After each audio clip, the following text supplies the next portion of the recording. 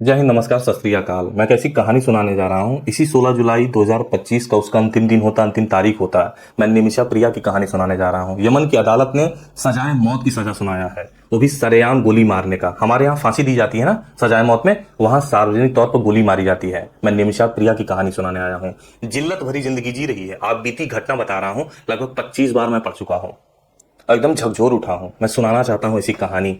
जिंदा है, अभी सेंट्रल जेल में उसकी जिंदगी बीत रही है। शायद उसका अंतिम दिन होता, लेकिन पता नहीं कैसे ईश्वर ने 16 जुलाई 2025 की घटना को अस्थायी रूप से थोड़े समय के लिए टाल दिया है। लेकिन कब तक ये नहीं पता है, और कल भी शायद उसको फांसी की सजा हो सकती है। कैसे इसके साथ हुआ घटना, क्या क्या बीत रहा है और आगे क्या क्या होने वाला है, चलिए प्रसंग पर आते हैं। निमिषा प्रिया केरल राज्य के पलक्कड़ जिले के कोलेगोंडे गांव से आती हैं। इनकी मां प्रेमा कुमारी कोच्चि में घरेलू सहायिका का काम करती हैं।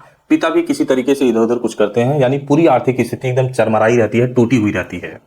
किसी तरीके से निमिषा प्रिया को नर्सिंग का कोर्स कराती है उनके माता पिता, और यही शायद गलती कर देते हैं। कभी कभार पढ़ाई वरदान हो जाता है, कभी कभार श्राप हो जाता है। अभी मैं पूरी कहानी बताऊंगा कहीं ऐसा हो जाता है उसके साथ। उसने कभी सोचा भी नहीं होगा नर्सिंग करते हुए कि मेरे साथ ऐसा होने वाला है, मेरी डिग्री मुझे ही खत्म कर देने वाली है। नर्सिंग का कोर्स करने के बाद निमिषा प्रिया तय करती है कि मुझे यमन देश में नौकरी करना है। फिर से गलती करती है, इस देश का जो चुनाव करती है। मुझे विदेश में नौकरी करना है, वो भी यमन देश में। इसकी उम्र इस समय लगभग 19 साल होती है जब यह तय करती है कि मुझे यमन देश जाना है और वहां नर्स का काम करना है। उसके माता पिता तैयार भी हो जाते हैं कि आप जाइए, निकल जाइए, नौकरी करिए, आर्थिक स्थिति को ठीक करिए। सन 2008 में निकल जाती है यमन देश के लिए, और यमन देश की राजधानी होती है सना। वहाँ तमाम तरीके के हॉस्पिटल होते हैं, और तमाम तरीके के हॉस्पिटलों में सना शुरुआत करती है किसी एक हॉस्पिटल से नर्स का काम जैसे तैसे शुरू करती है, और घर पर पैसा भी भेजती रहती है। आर्थिक स्थिति सुधरने लगती है सन 2008 से। एक अस्पताल बदलती है, 2 अस्पताल बदलती है, 3 अस्पताल बदलती है, और धीरे धीरे नई ऊंचाइयां और नई बुलंदियों पर चढ़ती जाती है। अब समय आता है सन 2011 का, जब निमिषा प्रिया की शादी होने वाली होती है। निमिषा प्रिया को फोन जाता है यमन देश में कि आप चले आइए, आपकी शादी तय हो गई है। निमिषा प्रिया तय करती है, यमन देश को छोड़ देती है और भारत आती है, और यहाँ शादी करती है टॉमी थॉमस नामक व्यक्ति से, जो कतर में ड्राइवर का काम करते थे।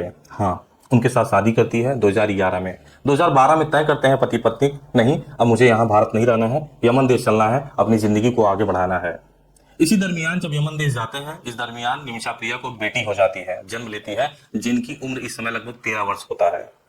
2013, 2012, 2011, 2009, 2010, 8 ये सब बहुत बेहतरीन तरीके से बीत ही रहा था। आर्थिक स्थिति सुधर रही थी, पति हो गया, बेटी हो गए, माता पिता तो थे ही। 2014 आता है और यमन देश में गृह युद्ध शुरू हो जाता है, आंतरिक युद्ध। अगर उस देश में युद्ध शुरू हो गया जहां पर ये नौकरी करती है, उस देश की राजधानी सना में, तो उथल पुथल जिंदगी में आ गई होगी। अब निमिषा प्रिया देश को छोड़कर आ भी तो नहीं सकती, क्योंकि वहां गृह युद्ध शुरू हो चुका था। आंतरिक युद्ध छोड़ के नहीं आ सकते हैं। अगर चली भी आती तो इसकी जिंदगी रुक जाती, क्योंकि आर्थिक स्थिति एकदम चरमराई हुई थी। ये अपने इन्वेस्टमेंट को छोड़ के नहीं आना चाहती है। लेकिन पति और अपने बेटी को तय करते हैं कि आप दोनों चले जाइए, मैं यहीं रहूंगी, मैं यहाँ से कमा कमा के आप दोनों को पैसे भेजूंगी, परिवार में पैसे भेजूंगी, आप दोनों भारत देश चले जाइए। यहाँ एकदम उथल पुथल मच चुका है। वो दोनों तय करते हैं और भारत देश में भी चले आते हैं निमिषा प्रिया को छोड़कर। अब लगभग समय आ जाता है 2015-17 का, और निमिषा प्रिया तय करती है, क्योंकि उसका एक सपना होता है खुद का क्लिनिक खोलने का। और आपको बताना चाहता हूं, यमन देश में यदि कोई भी व्यवसाय करना है तो वहां आपको एक साझेदार स्थानीय निवासी चाहिए यमन देश का। अब एक खोजना शुरू कर देती है, क्योंकि इसका एक सपना होता है खुद का क्लिनिक खोलने का, और उसको मिलता है तलाल महदी करके, जो कपड़ा व्यवसायी हुआ करता था वहां का, यमन देश का। और फिर से गलत चुनाव कर देती है, जो इसका चुनाव कर लेती है तलाल का, और एक क्लिनिक खोल देती है 14 बेड वाला अस्पताल। और गृह युद्ध शुरू रहता है तो जानते हैं मरीज बहुत आते हैं, बढ़ते ही जाते हैं, दिन रात तरक्की करती जाती है, और तरक्की इस कदर होती है कि अच्छा पैसा कमाने लगती है तलाल के साथ उसका जो साझेदार हुआ करता है यमन देश का नागरिक। और तलाल को यह बात पसंद नहीं आ रही थी, और यही बात निमिषा प्रिया के लिए जानते हैं हानिकारक होने लगा। जो पैसे कमाने लगी वो भी अच्छे तरीके से, वो भी साझेदार के साथ। तलाल अब किसी तरीके से सोच रहा था कि मैं अपनी इसको वाइफ बना लेता हूँ, बीवी बना लेता हूँ। फर्जी तरीके से कागजात बनवाना शुरू कर देता है। निमिषा प्रिया का पासपोर्ट रख लेता है, जरूरी कागजात रख लेता है, और तैयार कर लेता है कि हाँ यह मेरी बीवी है, ये सारे पैसे, गहने, रुपया, ये पूरा अस्पताल मेरा है। और इसी चंगुल में फंस जाती है निमिषा प्रिया, और इस तरीके से फंसती है। तलाल इस कदर मानसिक और शारीरिक शोषण करता है, इसको देश छोड़कर जाने नहीं देता है कि मैं आपको यमन देश छोड़ने नहीं दूंगा। अब निमिषा प्रिया हिल जाती है, किसी तरीके से यहाँ निकलना चाहती है, चाहे कुछ भी हो जाए, चाहे पूरा अस्पताल ले ले, लेकिन मेरी जिंदगी बख्श दे। अब निमिषा प्रिया एक दिन ऐसा आता है, तय करती है कि तलाल को बेहोशी का इंजेक्शन देती है, और अगर बेहोश हो गया मैं सारे जरूरी कागजात लेकर यहाँ से भाग जाऊंगी, क्योंकि सारे कागजात इसने जमा कर रखे हैं, मैं कैसे जाऊंगी। एक दिन ऐसा आता है, निर्णय लेती है और बेहोशी का इंजेक्शन देती है, ओवरडोज हो जाता है और तलाल मर जाता है। अब निमिषा प्रिया एकदम बौखला जाती है, मैं आगे अब क्या करूं। निमिषा प्रिया उसके शव के छोटे छोटे टुकड़े करके पानी में डुबाना चाहती थी, प्रयास कर रही थी। इस दरमियान वो पकड़ी जाती है और गिरफ्तार हो जाती है। और गिरफ्तार होने के बाद पुलिस अदालत के सामने पेश करती है और वहां की यमन की अदालत फैसला सुनाती है, आप इस हत्या की दोषी हैं, ठहराती है आपने हत्या किया हुआ है। निमिषा प्रिया कहती रहती है कि नहीं मैंने हत्या नहीं, आत्मरक्षा में ऐसा किया है, मैं किसी तरीके से निकलना चाहती थी, इसके चंगुल से मेरा मानसिक और शारीरिक शोषण कर रहा था, मेरे जरूरी कागजात पासपोर्ट तक फंसा के रखा था, सारी चीजें कही, लेकिन ऐसा नहीं हुआ। सन 2018 में यमन की अदालत हत्या का दोषी ठहराता है निमिषा प्रिया को, जो इसने कृत्य किया हुआ है। सन 2020 में यमन की अदालत सजाए मौत की सजा सुनाता है। सन 2023 में निमिषा प्रिया सुप्रीम कोर्ट जाती है और खारिज हो जाती है उसकी पिटीशन, वहां की सुप्रीम कोर्ट। सन 2024 में राष्ट्रपति के पास पिटीशन भेजती है, वहां भी खारिज हो जाता है। अब कोई नहीं बचा सकता है।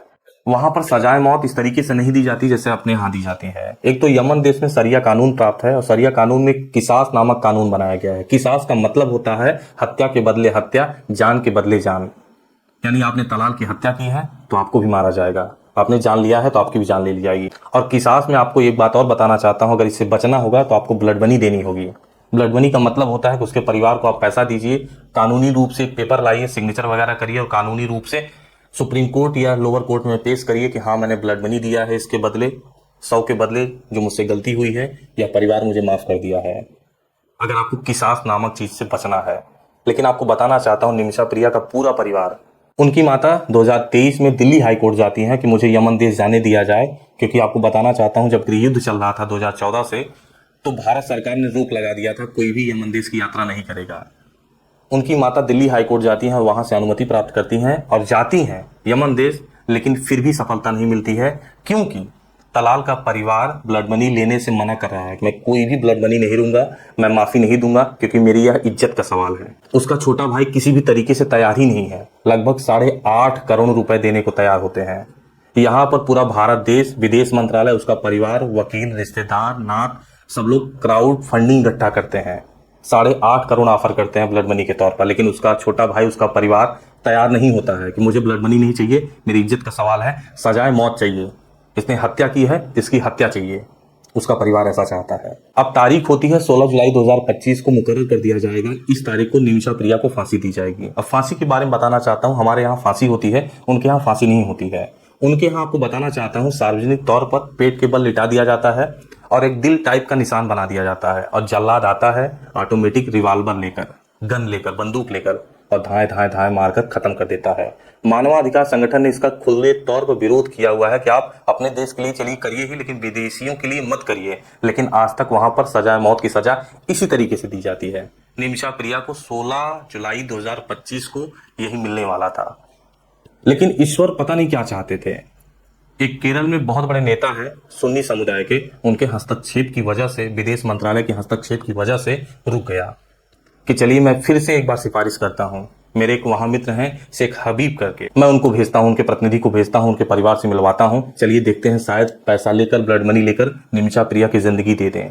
लेकिन अभी तक उनका भाई तैयार नहीं होता है जब मैं यह वीडियो बना रहा होता हूं। तो 16 जुलाई 2025 को जो फांसी होने वाली थी कुछ दिनों के लिए टाल दिया जाता है, लेकिन तलाल का भाई इस दरमियान एकदम बौखला जाता है कि ऐसा क्यों हो रहा है मेरे साथ, काहे लेट किया जा रहा है, मैं किसी भी तरीके से कुछ भी मानने को तैयार नहीं है क्योंकि मेरी इज्जत का सवाल है। और निमिषा प्रिया सना की सेंट्रल जेल में बंद है अभी जब मैं यह वीडियो बना रहा होता हूँ। उसकी माँ बहुत परेशान है, उसके पिता बहुत परेशान है, उसकी बेटी 13 वर्ष की जो है वो गुहार लगा रही है कि मेरी माँ को बख्श दीजिए। अब आप लोग बताइए किस तरीके से निमिषा प्रिया को बचाया जा सकता है।